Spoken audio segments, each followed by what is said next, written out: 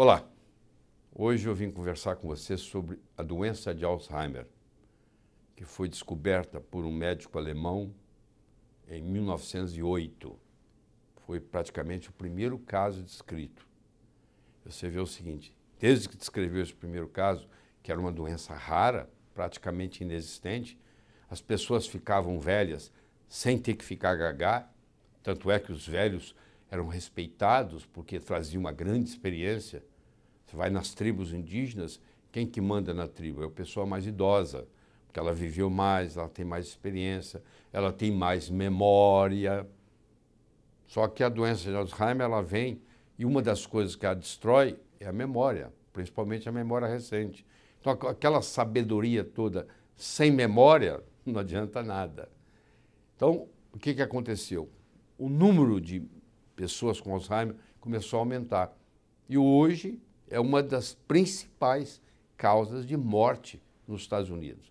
E é uma doença muito cara. Os remédios são caros, o trabalho que tem do cuidador, da família. Quando você tem uma pessoa com Alzheimer na família, a família toda fica comprometida. Então é um problema muito sério para todo mundo que está envolvido, todos os entes queridos. Existe um teste muito simples que a gente faz no consultório, que é a pessoa chega, você pede ela para desenhar um relógio. Do nada. Ela só não pode colar. E ela desenha o relógio. Aí você avalia esse relógio. Tem gente que desenha um relógio, esquece de colocar o número, esquece de colocar o ponteiro do minuto, o ponteiro da hora, e assim por diante. Mas está ali. Aquilo ali fica registrado. Aquilo ali é o baseline, que a gente chama, é a base. Agora eu vou fazer uma intervenção e eu vou saber se essa intervenção está melhorando a cognição da pessoa se eu fizer o teste do relógio e ele melhorar. Então é uma coisa simples e muito fácil de fazer. Então faz-se o primeiro, faz-se a intervenção. O que tem aí de clássico? Primeiro que o custo financeiro é grande, o custo emocional é caríssimo, e o tratamento do Alzheimer, por um ponto de vista de remédio, é inibidores da acetilcolinesterase, que não mexe com a doença, mexe um pouquinho com a sintomatologia, mas tem uma série de efeitos colaterais. Às vezes o tratamento acaba ficando pior do que a doença. Essa é a grande verdade.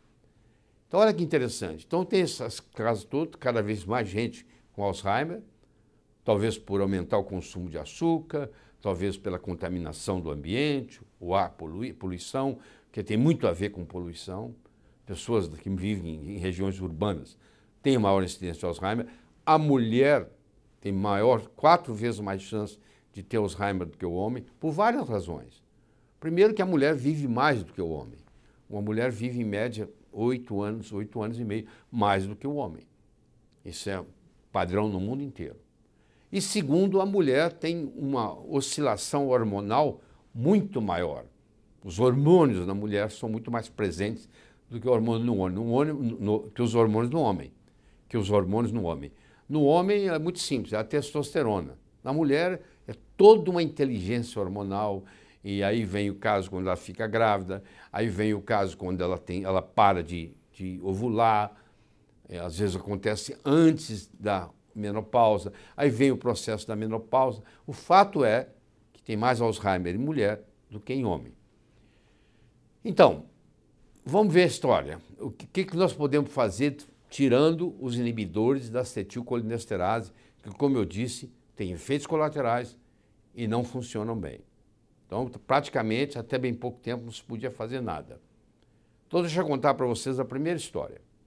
A primeira história é da doutora Mary Newport, que é uma médica da Flórida, e que o marido dela, Steve, que era o marido de médica, ela cuidava da parte médica, ele cuidava da casa, ele cuidava da contabilidade da clínica, e etc. E levava as crianças na escola, todo esse trabalho. É o Steve. E com o passar dos anos, aconteceu que o Steve começou a ter problemas na contabilidade. A contabilidade da clínica não fechava direito. A ponto de que chegou o caso do Steve ir num lugar e não conseguir voltar para casa. Isso acontece em pacientes com Alzheimer. Ela levou ele ao médico, ao neurologista, e foi diagnosticado que ele tinha o início de Alzheimer. E ela então resolveu colocar ele num dos estudos, porque sempre tem um estudo recente, um remédio novo e tal. E quando ele foi fazer o teste, ele não passou. O mínimo que precisava para entrar no teste, ele não passou. Então ele ficou sem opção. Ela começou a procurar na internet, foi consultar o Dr. Google, e aí ela descobriu que na internet havia uma história do óleo de coco, que ela achou aquilo uma bobagem muito grande, mas ela leu de novo, não custa nada, é barato. Dá 3 colheres de sopa por dia de óleo de coco para o Steve, não ia fazer muita diferença. Por que não tentar? E ela tentou e ela teve uma surpresa muito agradável, porque em poucas semanas o Steve mudou. Ela fez o teste do relógio de novo, mudou tremendamente, era outro relógio, e o Steve voltou a dirigir, voltou a fazer conta, voltou a fazer compra para casa. E isso impressionou tanto a doutora Mary Newport que ela resolveu virar uma especialista nisso. E ela escreve um livro de Alzheimer. Esse livro é publicado nos Estados Unidos, vai para a lista do New York Times e chega à posição número 1. Então, se você tem interesse em conhecer melhor a história do Steve, a história do óleo de coco no tratamento do paciente com Alzheimer, doutora Mary Newport, Newport, você procura que você vai encontrar isso. Mas eu tenho notícia melhor ainda para lhe trazer. Porque o nosso grande herói hoje é o Dr. Dale Bredesen. O Dr. Dale Bredesen é um neurologista, ele foi professor na Universidade da Califórnia em San Diego, ele foi professor na Universidade da Califórnia em São Francisco e ele é professor na Universidade da Califórnia em Los Angeles. E o clássico neurologista como todos. Mas a mulher dele tinha um interesse muito grande na naturopatia. E água mole em pedra dura, tanto bate até que fura. Ela foi fazendo a cabeça dele para ele testar coisas diferentes. E não é que ele começa a testar e ele começa a obter resultados surpreendentes. Ele é acadêmico, publicou muitas publicações, e ele começa então a tratar de pacientes com Alzheimer. E ele então publica um livro, que eu estou mostrando para você aqui em português. Eu não edito esse livro, eu não tenho nada a ver com esse livro, eu estou trazendo aqui para a sua informação. Eu acho que você merece ler esse livro. Chama-se O Fim do Alzheimer, lançado pela Objetiva. Está no Brasil em português. Um best-seller americano, também chegou ao número 1 no New York Times. E ele mostra aqui, ele tem mais de 100 casos onde ele reverteu o Alzheimer. Foi um cala-boca muito grande.